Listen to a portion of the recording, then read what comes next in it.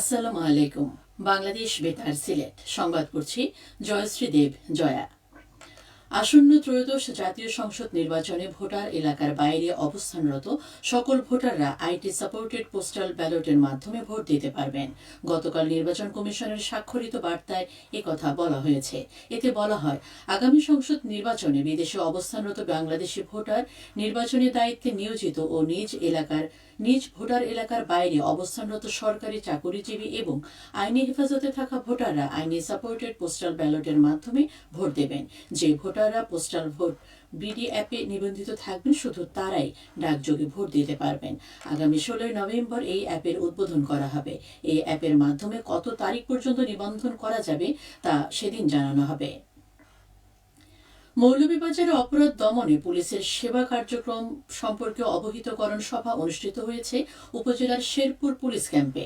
গতকাল police super MKH Jahangir Hossain এতে প্রধান অতিথি হিসেবে উপস্থিত ছিলেন।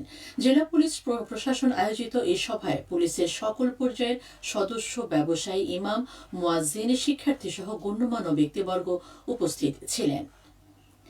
মৌলভীবাজারের সকল শিক্ষা প্রতিষ্ঠানে টাইফয়েড টিকাদান ক্যাম্পেইনে লক্ষ্যমাত্রার শতভাগ অর্জিত হয়েছে।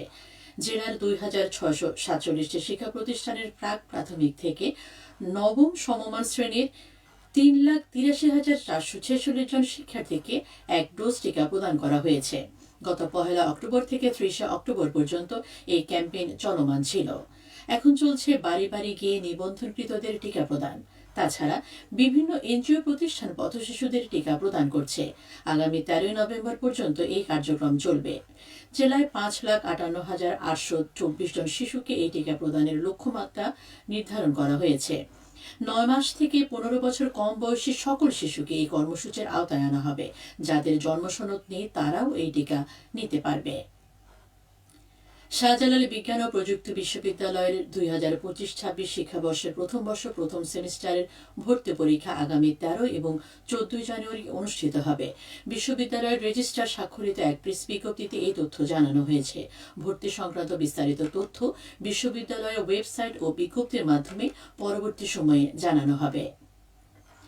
সুনামগঞ্জ বিজ্ঞান ও প্রযুক্তি বিশ্ববিদ্যালয়ের 1 বছর পূর্তি উপলক্ষে বিশ্ববিদ্যালয় দিবস উদযাপন করা হয়েছে গতকাল।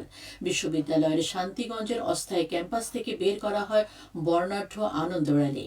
পরে অনুষ্ঠিত হয় আলোচনা সভা। এতে প্রধান অতিথি ছিলেন বিশ্ববিদ্যালয়ের উপাচার্য অধ্যাপক ডক্টর AM সারওয়ার উদ্দিন। এছাড়াও সভায় বিশেষ অতিথি হিসেবে উপস্থিত ছিলেন সিলেট বিভাগীয় কমিশনার খান মোহাম্মদ রেজওয়ান নবী, বিশ্ববিদ্যালয়ের ডিন ডক্টর হারুনুর রশিদ ও জেলা প্রশাসক ডক্টর মোহাম্মদ ইলিয়াস মিয়া এবং পুলিশ সুপার তোফায়েল আহমেদ। আগামী 2027 সাল পর্যন্ত সিলেট মহানগর এলাকায় প্যাডেল চালিত রিকশার ভাড়া পুনর্নির্ধারণের উদ্যোগ নিয়েছে পুলিশ। প্রস্তাবিত নতুন ধারার তালিকা অনুযায়ী নগরীতে সর্বনিম্ন ভাড়া নির্ধারণ করা হয়েছে 20 টাকা এবং সর্বোচ্চ 100 টাকা। গতকাল SMP সদর দপ্তর থেকে প্রকাশিত এক গণবিজ্ঞপ্তিতে এই তথ্য জানানো হয়। এ সময় বলা হয়, ভাড়ার তালিকা প্রণয়নে নগরীর রাজনীতিক, শিক্ষক, ব্যবসায়ী, সাংবাদিক, সুশীল সমাজের প্রতিনিধি, চাকুরিজীবী, ছাত্রছাত্রী এবং প্যাডেল রিকশা শ্রমিকদের মতামত নেওয়া হয়েছে। SMP কমিশনার আব্দুল কুদ্দুস চৌধুরী জানিয়েছেন, নগরবাসীর মতামত নিয়ে আলোচনার মাধ্যমে প্রস্তাবিত ভাড়ার তালিকা চূড়ান্ত করা হবে। সিলেটের কোম্পানীগঞ্জ উপজেলায় অবৈধভাবে বালু ও পাথর উত্তোলনের দায়ে 12 জনকে আটক এবং 103টি নৌকা জব্দ করা হয়েছে। গত 24 ঘণ্টায় ধলাই ব্রিজের পাশে উপজেলা প্রশাসন এই অভিযান চালায়।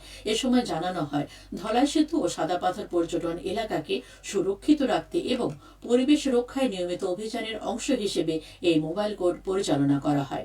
অভিযানকালে ইজারা এলাকার বাইরে, বিশেষ করে সেতুর নিচ সহ বিভিন্ন স্থান থেকে অবৈধভাবে বালু ও পাথর উত্তোলনকারীদের বিরুদ্ধে ব্যবস্থা নেওয়া হয়। হবিগঞ্জের চুনারুঘাট ও মৌলভীবাজারের শ্রীমঙ্গল উপজেলার সীমান্তে পৃথক অভিযানে 1 কোটি টাকার ভারতীয় অবৈধ পণ্য জব্দ করেছে বিজিবি। গত রবিবার দিবাগত রাত থেকে গতকাল সকাল পর্যন্ত অভিযান চালিয়ে এই পণ্য জব্দ করেছে তারা। জব্দকৃত পণ্যের মধ্যে বিভিন্ন মাদক, জিরা, ফুচকা, বাসমতি চাল, বিস্কিট এবং যানবাহন। সবশেষে আবহাওয়া। সন্ধ্যে 6টা পর্যন্ত পূর্বাভাসে বলা হয়েছে সিলেট সহ পার্শ্ববর্তী এলাকায় আজ কোনো সতর্কবাণী নেই এবং কোনো সংকেত দেখাতে হবে না। আজ সিলেটে সূর্যোদয় হয়েছে 6টা 2 মিনিট এবং সূর্য অস্ত যাবে 5টা 9 মিনিটে।